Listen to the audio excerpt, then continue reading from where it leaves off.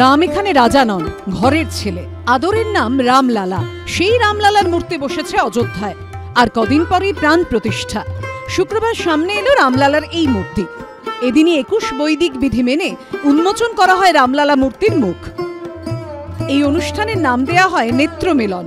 রাম মন্দিরের 51 ইঞ্চির মূর্তিতে ভগবান রামকে দাঁড়িয়ে থাকা ভঙ্গিতে 5 বছরের শিশু হিসেবে চিত্রিত করা হয়েছে।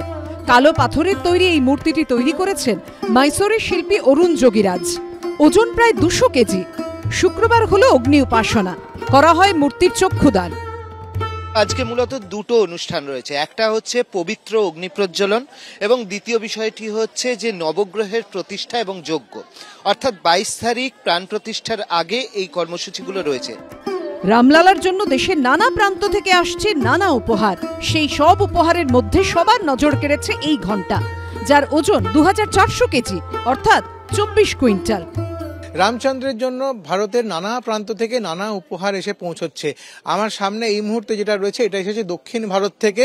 এটা একটা বড় ঘন্টা, যেটা এই মন্দিরের একেবারে মুখ্য দ্বারে থাকবে। 2400 किलो 24 कुंटल का घंटा आया है, जो एक प्रकार विश्व रिकॉर्ड है। न भारत में किसी मंदिर में है और न विश्व के किसी मंदिर में है। और ये अष्टधातु का बना हुआ है, न कहीं बिल्डिंग है न कहीं जोड़ है। 7 फुट ऊंचा है और 5 फुट की गोलाई में है। और ये राम मंदिर के मुख्य द्वार पर बाहर लगेगा।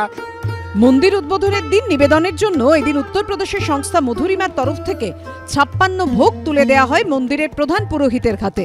তার মধ্যে রয়েছে সোনা ও রূপোর তবক বসানো মিষ্টি থেকে তুলসী ভোগ।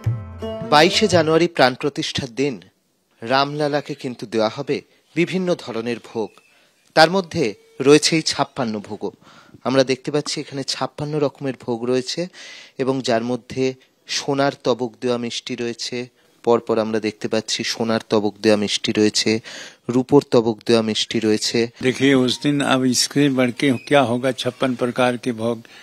और जिस दिन जो ही प्राण प्रतिष्ठा संपन्न होगी और भोग की आएगा समय, उसी समय इस भोग को उस रामलला को लगाया जाएगा। और 56 प्रकार के भोग हैं जो सामने आपको दिखाई दे रहे हैं। উদ্বোধনের আগে কার্যত দুর্গে পরিণত হয়েছে অযোধ্যা। সোমবারের অনুষ্ঠানের আগেই কড়া নিরাপত্তা বলয়ে মুড়ে ফেলা হয়েছে অযোধ্যাকে। সঞ্চয়ন মিত্র, অর্ণব মুখোপাধ্যায় ও উজ্জ্বল মুখোপাধ্যায়ের রিপোর্ট, এবিপি আনন্দ। সত্য অন্তহীন, সত্যের খোঁজও তাই, সত্য সন্ধানে তাই আমরা অক্লান্ত, অকুতভয়। এবিপি আনন্দ নতুন ভাবনার প্রতীক, যা মনে মুক্ত, তথ্যে যুক্ত এবং যাবতীয় সীমানার বাঁধন থেকে মুক্ত। সীমা না শব্দটির মধ্যে লুকিয়ে আছে মানা শব্দটি, যেন চোখ রাঙানি এক অদৃশ্য বেড়াজাল, যা আটকে রাখে আমাদের এক ছোট্ট গণ্ডির মধ্যে। একমাত্র সঠিক খবরই গড়ে তুলবে এক মুক্ত সমাজ।